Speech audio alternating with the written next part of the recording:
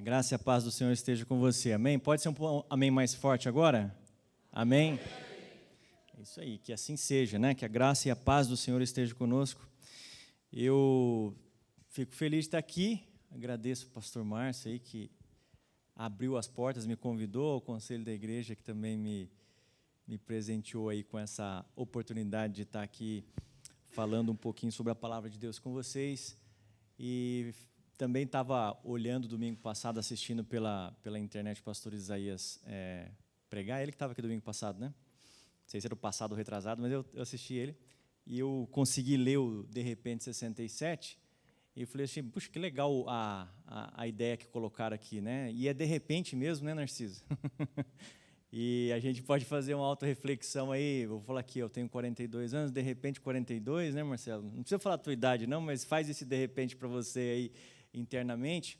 E as coisas passam rápido, né? A gente esteve aqui no finalzinho, no meio de 2016, né, Juliana?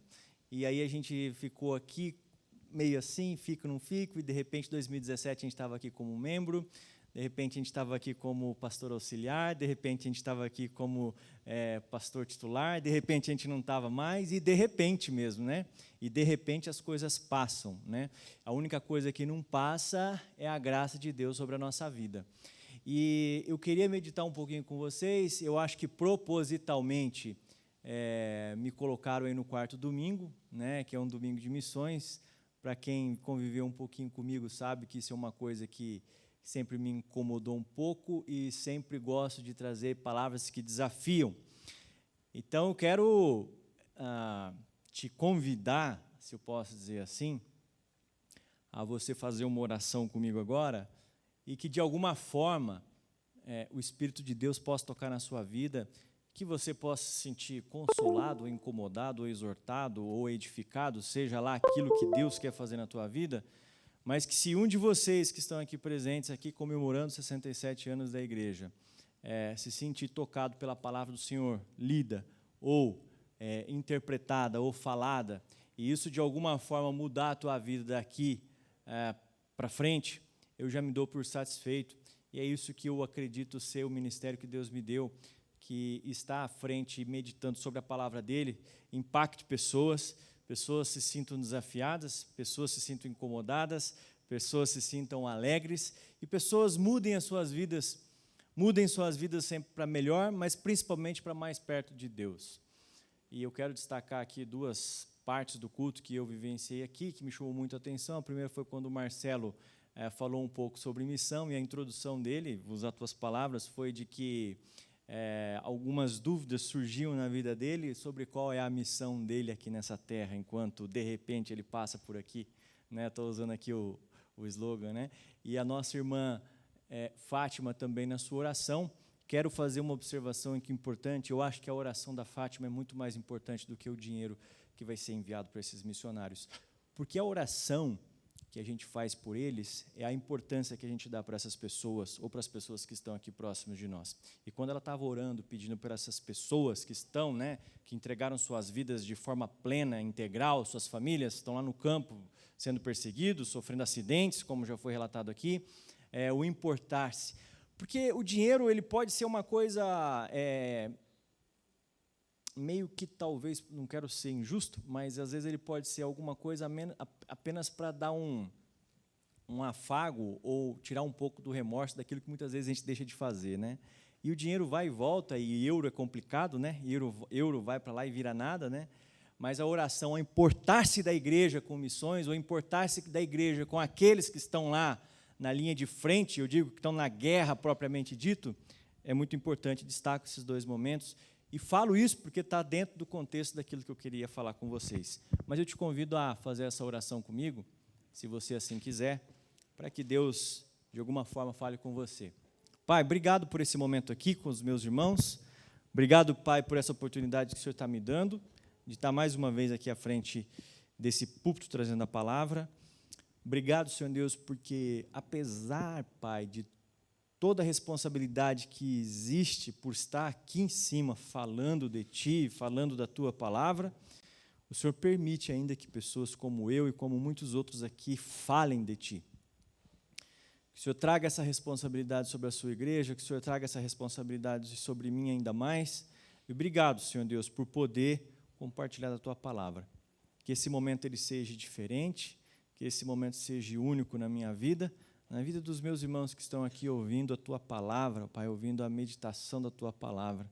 Que Teu Espírito Santo trabalhe na vida de cada um, que haja aqui, Pai, contrição, que haja respeito, que haja entrega da parte de cada um, que haja atenção da parte de cada um, mas principalmente, Deus, que haja em nós o desejo de ouvir o Senhor falar a Tua vontade sobre a vida da Sua igreja. É que eu te peço em nome de Jesus. Amém. Convido você a abrir Isaías, capítulo 61. Eu acho que eu falei certo para você, né, Marcelo? Optei por escolher um texto tradicional da Bíblia, que muito poucos não o conhecem, né? Talvez você já ouviu em Cânticos, para falar um pouquinho de vocês sobre missões e o que realmente isso pode significar para a IPI de Jundiaí. O título que eu escolhi, e já adianto aqui para vocês, é o mesmo subtítulo de algumas versões das Bíblias de vocês, que é As Boas Novas da Salvação. Lembro aqui, antes de fazer a leitura, acompanhe aqui comigo, lembro que essa leitura é do Antigo Testamento, tá certo? Apesar do profeta Isaías já, nas suas escritas, profetizar, para muitos estudiosos, profetizar a vinda de Jesus, aqui nós não estamos necessariamente falando da salvação no contexto do Novo Testamento. Eu quero chamar a tua atenção para isso. E quando a gente começar a ler o texto, você vai perceber que existem realmente algumas diferenças. Mas eu queria falar um pouco sobre as boas novas da salvação e o que isso pode implicar para que a gente tenha uma vida melhor. Isaías, capítulo 61, versículos 1 até o 11, nós vamos ler o capítulo inteiro, ele não é extenso, mas acompanhe comigo. O Espírito do Senhor Deus está sobre mim, porque o Senhor me ungiu para pregar as boas novas aos pobres, enviou-me para curar os quebrantados de coração e proclamar libertação aos cativos, e a pôr em liberdade os algemados, e a apregoar o ano aceitável do Senhor e o dia da vingança do nosso Deus, a consolar todos os que choram. E a pôr sobre os que choram em Sião uma coroa em vez de cinzas, óleo de alegria em vez de pranto, manto de louvor em vez de espírito angustiado. Eles serão chamados carvalhos de justiça, plantados pelo Senhor para a sua glória. Versículo 4. Reconstituirão as antigas ruínas, restaurarão os lugares anteriormente destruídos e renovarão as cidades arruinadas, destruídas de geração em geração. Estranhos se apresentarão e apacentarão os rebanhos de vocês, estrangeiros serão os seus lavradores e vinhateiros. Mas vocês serão chamados sacerdotes do Senhor, e serão conhecidos como ministros do nosso Deus. Comerão as riquezas das nações e se orgulharão do que era a glória delas. Em lugar de vergonha, vocês terão dupla honra. Em lugar de afronta, exultarão na herança recebida. Por isso, em sua terra possuirão o dobro e terão perpétua alegria. Porque eu, o Senhor, amo a justiça e odeio a iniquidade do roubo. Em fidelidade lhes darei a sua recompensa e com eles farei aliança eterna. A posteridade deles será conhecida entre as gerações, os seus descendentes no meio dos povos, todos os que vierem reconhecerão que eles são família bendita do Senhor. Tenho grande alegria no Senhor. A minha alma se alegra no meu Deus, porque me cobriu de vestes de salvação e me envolveu com um manto de justiça, como o noivo que se adorna de turbante, como a noiva que se enfeita com as suas joias. Porque como a terra produz os seus renovos, e como o jardim faz brotar o que nele se semeia, assim o Senhor Deus fará brotar a justiça e o louvor diante de todas as nações. Amém. Glória a Deus.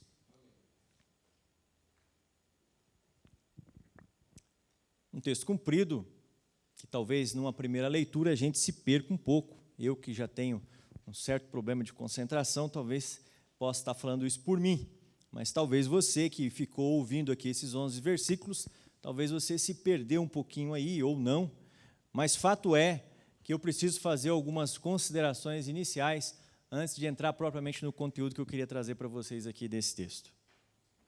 O primeiro delas é uma contextualização histórica. Gostaria de dizer para vocês que aqui o profeta, não o sacerdote, mas o profeta Isaías, ele está falando para um povo que retornou do exílio. Qual exílio? Exílio babilônico. Talvez se você leu lá a história do Daniel, né, que foi jogado lá na sarça de fogo com seus amigos, era aquele povo que estava exilado, que foi exilado. Né? E esse momento da profecia de Isaías está falando para um povo que voltou do exílio. Provavelmente, 740, mais ou menos isso aí, ninguém consegue datar direito, mas a gente está falando provavelmente dessa data antes de Cristo. Aí quase 1000 anos antes de Jesus Cristo, é o momento em que Isaías faz essa profecia. Isaías, provavelmente sobrinho do rei, provavelmente era filho do irmão do rei, uma pessoa criada dentro do palácio, ou seja, com todas as regalias possíveis, acostumado com o bom e do melhor, viveu, como diz o ditado, em berços de ouro.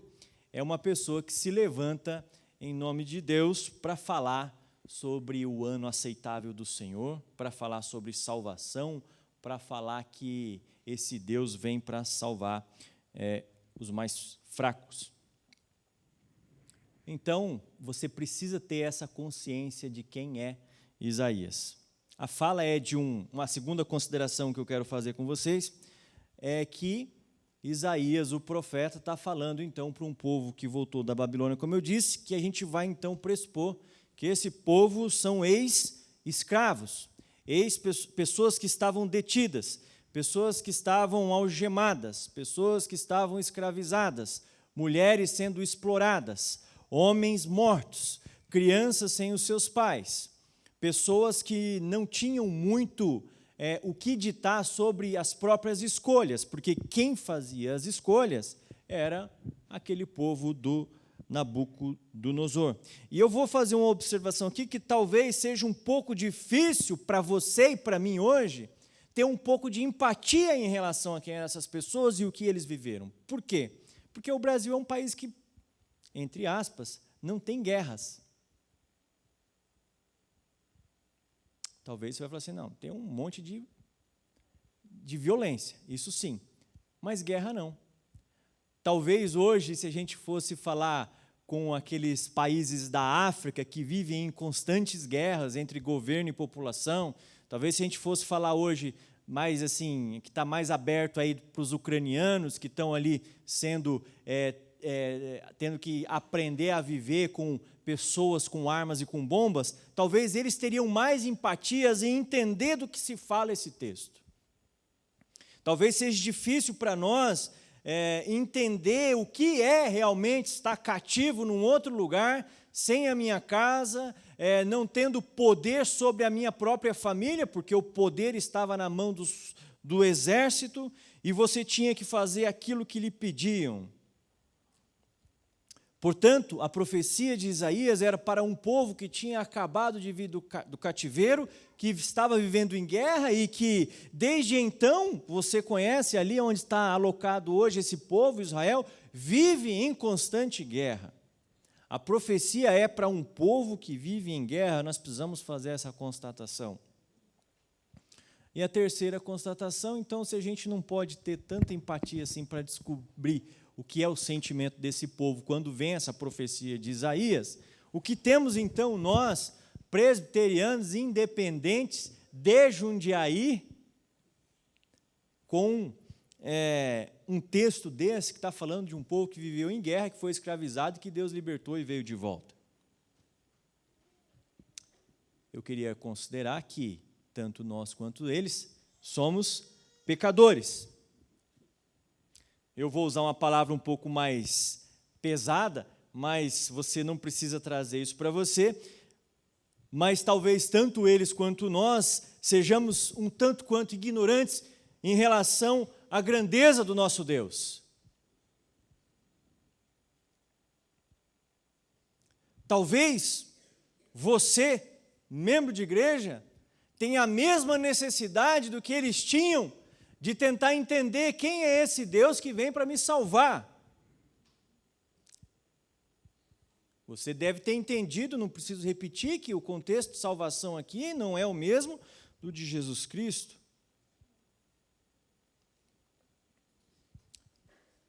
Talvez nesse sentido a gente possa fazer algum tipo de contestação ou não, mas é aonde que nós podemos nos alinhar e tentar ter um pouco de empatia. Pessoas que precisavam ser salvas, igreja que precisa ser salva, e aonde que eu me encontro no meio de tudo isso? E tudo que eu vou falar aqui, de agora em diante, eu gostaria de legitimar isso, baseado na palavra do próprio profeta Isaías, não que eu o seja, mas a meditação do texto ela tem que tomar isso como base, que é quando ele inicia o Salmo 61, que ele diz: o Espírito do Senhor está sobre... Me ajudem? Está sobre... Me ajudem? O Espírito do Senhor está sobre... Aqui é que faz toda a diferença entre o que nós vamos falar e que isso faça sentido para você e talvez não possa fazer nenhum sentido. Nós estamos diante de uma profecia. Eu quero fazer mais essa diferenciação. Isaías é um profeta. O profeta é aquele que antecipa o que está por vir mediante uma revelação de Deus. E talvez para você e para mim seja mais fácil a gente entender a profecia de Isaías, porque você não precisa mais acreditar numa coisa que está por vir, porque a profecia dele se concretizou. É o que legitima ele estar aqui hoje falando na Bíblia. Mas talvez para aqueles que ouviram no momento que Isaías profetizou, seja mais difícil. Eu fico pensando, será que se surgisse alguém aqui, levantasse, viesse aqui, pegasse o microfone e fizesse uma profecia, nós aceitaríamos? Ah, Mateus, precisa ser alguém gabaritado, o pastor Márcio, um presbítero, ou se viesse aí um pastor muito renomado de fora, levantasse, aí esse vai valer? Ainda assim, será que creríamos? Eu digo, essa é a base do qual aquele povo estava vivendo. A profecia é isso. A ciência não explica a profecia. A ciência não tem capacidade de explicar, olha, do que ele falou tem uma certa lógica. Não tem nada a ver. A profecia é a antecipação de fatos daquilo que Deus diz que vai acontecer, para o bem ou para o mal. No caso aqui, para o bem. Mas partindo do pressuposto, então, que você já entendeu, que é uma visão de um povo que acabou de sair do exílio, de que você talvez não consiga ter tanta empatia assim, porque você, não sei se alguém aqui já viveu em algum tipo de guerra e ficou escravo, mas eu acho que não. A gente brasileiro não tem isso, mas é essa vivência. Mas mesmo sem ter essa empatia, eu resumo aqui a minha introdução, a gente tem que se apegar naquilo que temos em comum. Somos sofredores, pecadores e precisamos de salvação. E o Espírito do Senhor está sobre mim, por isso que a profecia de Isaías tem valor. E eu passo, então, a fazer algumas considerações sobre o que o texto quer dizer para nós e o que ele pode trazer de atualidade para a igreja hoje. Para a igreja presbiteriana independente de Jundiaí, que optou por sentar nesse banco hoje e ouvir aquilo que tem para ouvir da parte de Deus. Que não fiquemos apenas nas perguntas. A primeira coisa que eu destaco aqui, fique tranquilos que eu não sou tão longo assim como eu fui na introdução, tá?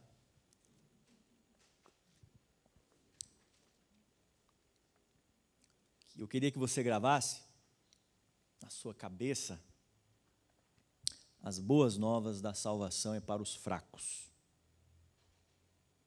O texto está dizendo isso, né? Não precisaria nem falar. Não precisa você discordar de mim, você pode discordar da Bíblia, está escrito aqui.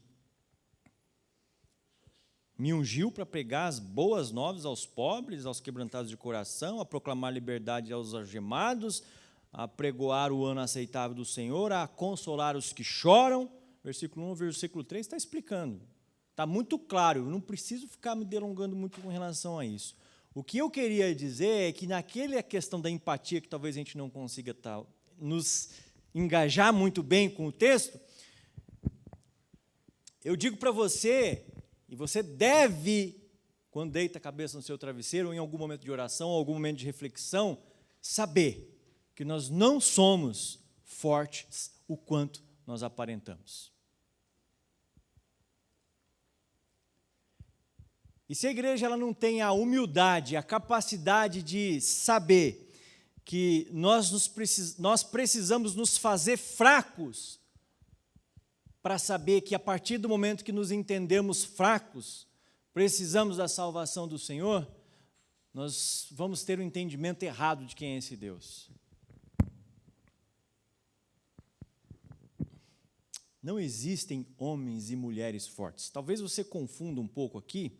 O que é isso que você perguntou, Mateus? Não existem homens e mulheres fortes. Existem pessoas corajosas que enfrentam a morte, que vão para uma guerra. Não estou fazendo a comparação daquela pessoa que faz academia versus aquela pessoa que não faz como eu. Não é desse tipo de força que eu estou falando. Eu estou dizendo que, para nós, e talvez a pandemia nos trouxe isso e agravou em nós isso, é possível você perceber como o ser humano é frágil. Quantas e quantas vidas se perderam por causa de um vírus? E se isso não fez te perceber frágil, outras coisas podem te fazer perceber frágil.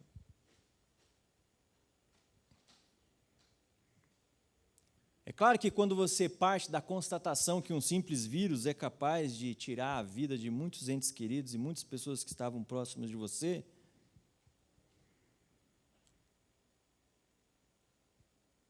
você pode pensar quem vai me salvar. E por que as pessoas se mostram fortes se elas não são fortes? Eu te digo por quê, por duas razões que eu entendo agora nesse momento. A primeira é porque as pessoas querem enxergar pessoas fortes.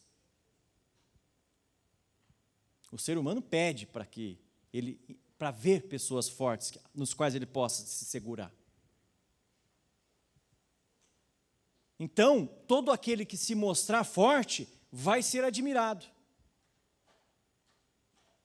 Por mais que ele não tenha força nenhuma, ele não consiga resolver nada. Está aí as propagandas políticas do momento.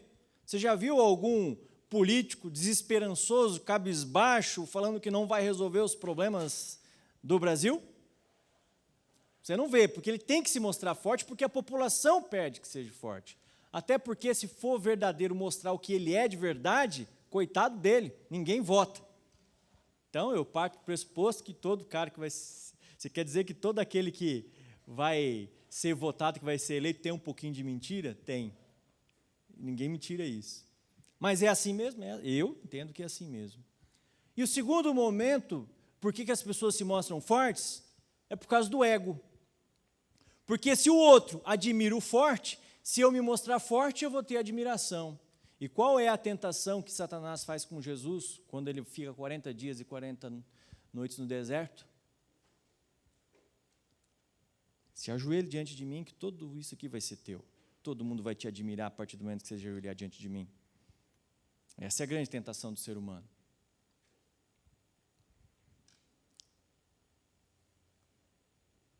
Mas nós não somos fortes. E você sabe que você não é quando você deita a cabeça no travesseiro e você não consegue responder muitas perguntas que te vêm na cabeça.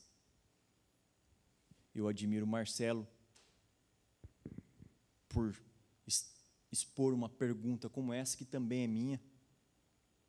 Qual é a minha missão aqui? Porque todo mundo dá uma missão para você, fica tranquilo, viu? Seja o teu trabalho, seja a tua igreja, seja a tua família, você vai ter missão. Você sempre vai ter alguma coisa para você fazer. Não precisa se preocupar. O pacato e o tranquilo sempre vai ter alguma coisa para fazer. Mas quando você vai fazer a sua oração e se pergunta, o que eu estou fazendo aqui, o que o Senhor quer de mim, Deus? Talvez nesse momento você se depare e perceba o quanto que você é frágil. Isso que eu não estou nem falando de tentação, porque daí a gente entra nas tentações da carne, nos vícios e em todas as outras coisas, daí a gente vai falar ainda de mais fraqueza, mas eu não queria me deter a isso. Eu queria me deter à questão de que a salvação é para os fracos. E isso é uma boa notícia. Isso é uma boa notícia. Até porque se Deus viesse apenas para os fortes, o que seria de mim? E daí você pode fazer essa pergunta para você mesmo, o que seria de você?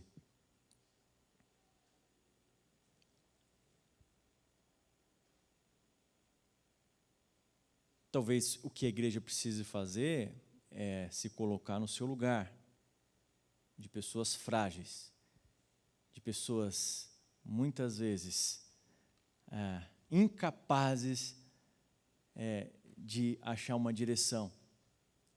E é a partir desse momento de contrição, de genuidade do sentimento diante de Deus, é que você pode encontrar profecias dessas como a de Isaías, de dizer, eu vim falar sobre o ano apregoável do Senhor, para aqueles que são fracos. Agora, tem uma coisa outra importante que eu quero destacar no texto, e que se você se encaixou nesse primeiro ponto que eu falei, eu destaco um segundo, que se você não se encaixou, você precisa se encaixar também. Porque tem uma consequência dessa salvação de Deus sobre o seu povo, e aqui se encaixando necessariamente sobre o povo de Judá. O versículo 4, eu quero só ler, antes de meditar sobre essa parte do texto, reconstruirão as antigas ruínas, restaurarão os lugares anteriormente destruídos e renovarão as cidades arruinadas, destruídas de geração em geração. O que eu digo para vocês é que a boa nova da salvação, ela produz um efeito em nós, imediatista, de que não somos nada, mas somos salvos, porque somos frágeis demais, e esse Deus vem nos resgatar, mas ele traz uma consequência para o povo de Deus, que é uma esperança que se torna em motivação, que produz em nós algo diferente. Você já parou alguma vez, ou você já foi parado alguma vez por alguém, que alguém te falou assim, Rodrigo, nossa, você está diferente hoje? E você que está esfregando as mãos, sabe esse negócio assim? Hoje eu sou o cara.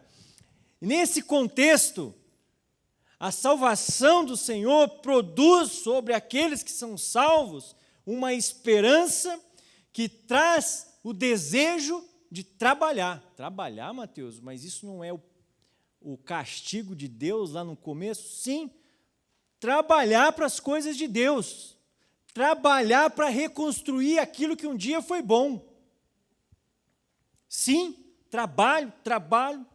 O que o versículo 4 diz sobre a profecia dada sobre aqueles que retornaram do exílio vocês são frágeis, fracos, e ele veio para salvar vocês. E a partir disso, dessa contestação da salvação que você tem, você vai reconstruir tudo aquilo que foi bom um dia dentro do meu reinado, diz Deus.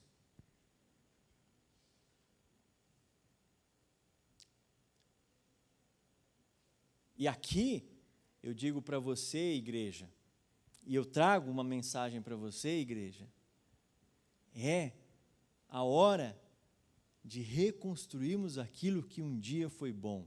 Não estou dizendo que agora é ruim, mas provavelmente você, dentro da sua família, a vivência que você teve no seu trabalho, ou mesmo aqui dentro dessa igreja. É interessante isso, porque quantas e quantas vezes você já se viu assolado, cansado, destruído, magoado pisaram em cima de você, maltrataram você, falaram mal de você, disseram que você e nada era a mesma coisa, você se sentiu um nada, e de repente vem uma mensagem e fala que a mensagem da salvação sobre a minha vida vai fazer com que eu tenha motivação de reconstruir as coisas de Deus. Aqui nós estamos falando de reconstrução de templo, reconstrução de casa, reconstrução de ritos, de pessoas que queriam voltar ao seu início. Até tem aquela música, quero voltar ao meu primeiro amor. Não sei se vocês conhecem, o Abo acho que deve saber qual que é. Mas é sobre isso que o texto fala. Construir aquilo que foi destruído. Ah, mas é muito difícil, Mateus. Sim, você é frágil. É claro que é difícil. E eu nem estou dizendo que é você que vai ter essa motivação. O Espírito do Senhor está sobre mim. Eu lembro que toda a profecia de Isaías tem que partir dessa primícia. O Espírito do Senhor está sobre mim. Não é a vontade própria, porque pela vontade a gente não quer trabalhar. Pela vontade a gente quer o ócio, isso é do ser humano, não é nem certo e errado. Mas pelo Espírito do Senhor que está sobre mim, existe um poder maior que me traz de volta a verdadeira missão que Deus me deu, que é reconstruir as coisas que foram boas. E se aqui para os nossos dias a reconstrução não é do templo, até porque vocês hoje têm esse templo maravilhoso, nós precisamos refletir então qual é a reconstrução que nós precisamos fazer. E não precisa ser também da igreja, você pode fazer essa reflexão para a sua própria vida. Porque se o Espírito do Senhor está sobre a igreja hoje, você tem que entender que se não tem trabalho, tem alguma coisa de errado. Nós estamos no caminho errado. Exceto para os doentes, os enfermos, e para aqueles de idade mais avançada, a regra do trabalho se aplica para todos. Porque tem tempo para tudo. E o terceiro ponto que eu queria destacar desse texto que eu enxergo, eu vou ler apenas o versículo 11, mas você pode ler do 8 em diante depois, se você quiser. Porque, como a terra produz os seus renovos, e como o jardim faz brotar o que nele se semeia, assim o Senhor Deus fará brotar a justiça e o louvor diante de todas as nações. A boa notícia da salvação é que ela traz justiça e louvor como um renovo.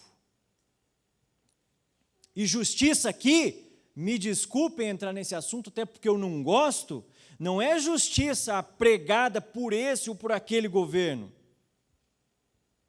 Até porque, convenhamos, vocês me desculpem aqui, eu não falo em público as minhas opções partidárias por uma opção, mas, convenhamos, a gente se alinhar com a justiça de Deus baseado nesse ou naquele governo, na direita ou na esquerda, ou para frente ou para trás, convenhamos, não tem nada a ver com Deus isso.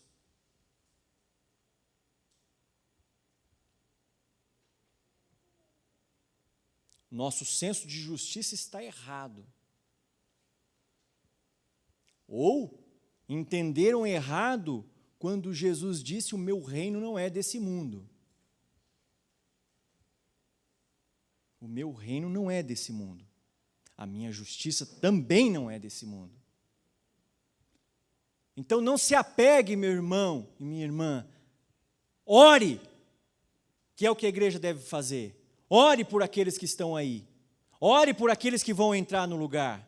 Mas o senso de justiça e de louvor não tem nada a ver com isso. O meu reino não é desse mundo. O Espírito do Senhor está sobre mim. Justiça que brota, louvor que brota, É aquela de dentro do nosso quarto que a gente faz quando está desesperado, quando está ansioso, quando não encontra um caminho, não encontra uma resposta.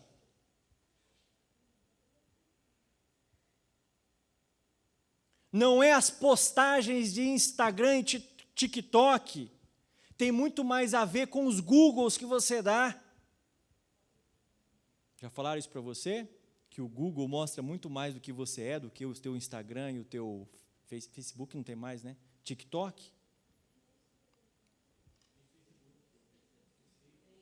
Hã? Tem Facebook ainda? Mas está acabando, né? O TikTok está...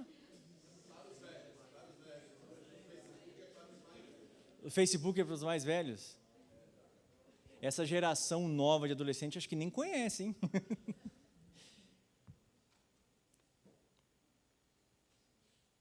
Precisamos entender mais do que Deus quer para nós.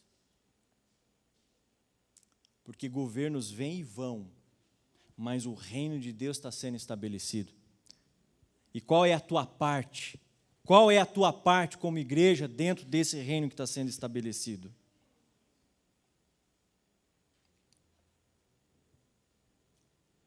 Eu quero te chamar a atenção, meu irmão, minha irmã.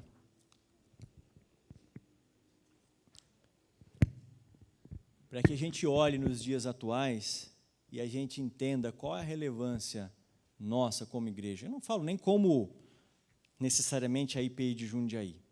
A gente falou aqui sobre ofertas missionárias, oramos sobre os missionários. Eu vi um imã de geladeira ali, não sei se está o momento, mas que vocês estavam orando pela Nigéria, ou vão orar, ou estavam orando em algum momento. Isso tudo faz parte, nós precisamos apoiar. Mas eu acho que a ideia aqui é, de repente 67, de repente é 100. Não sei se todos vão estar aqui no de repente 100, né?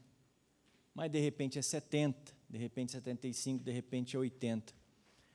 E o que cabe a nós é baseado nessa expressão profética de Isaías, que o Espírito do Senhor está sobre mim,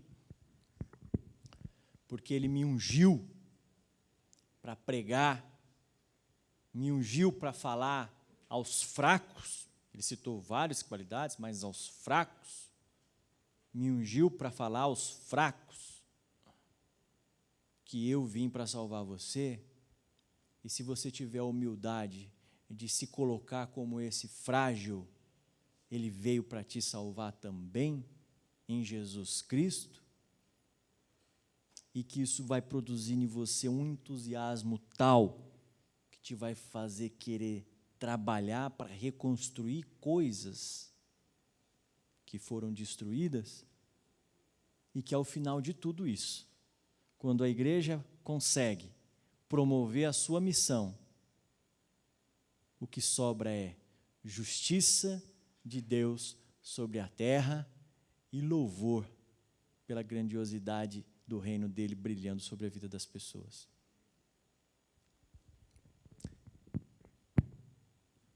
Gostaria muito que essa mensagem ficasse com você. Se você concordou ou não, é uma outra situação, mas nem que seja para te incomodar e rechaçar, mas que ela fique com você nessa semana para você meditar. E que a IPI de Jundiaí, eu dizia muito isso e continuo dizendo, é uma igreja de um potencial gigantesco. E eu acho que muitas vezes a gente não sabe o tamanho da força que a gente tem como filhos de Deus. Mas a minha oração é para que essa palavra seja relevante para vocês, que vocês se fortaleçam cada vez mais aqui, que esse conselho dirija essa igreja cada vez mais a encontrar as vontades de Deus para ela. Que Deus os abençoe.